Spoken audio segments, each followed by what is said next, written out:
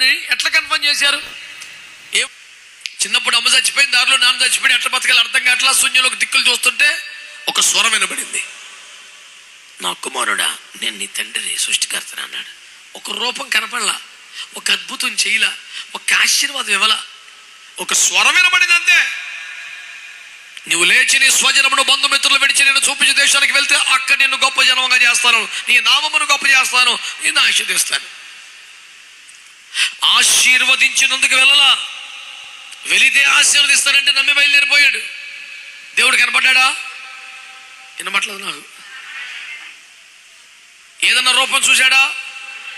పోనీ నేటి latest trend దర్శనం.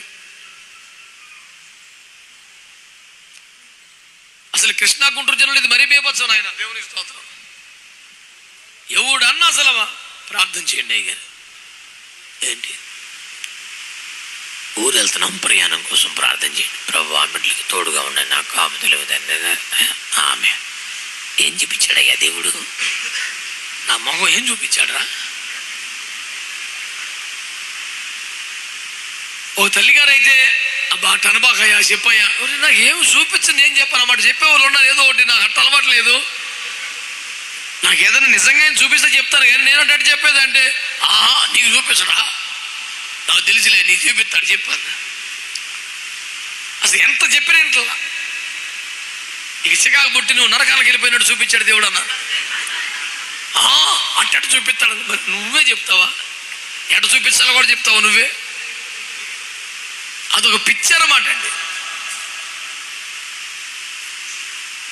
విస్తారమైన పని పాటల వల్ల స్వప్నములు పుట్టిన బైబిల్ ఉంది.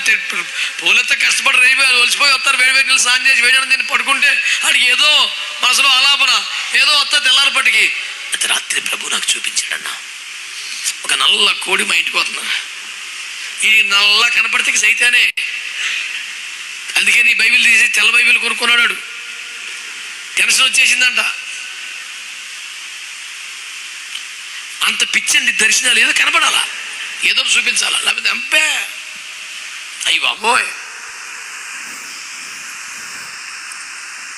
ఇలాంటి పిచ్చి పిచ్చి భక్తి చేయబాకండి. అబ్రాకి ఏం కనపడలేదండి,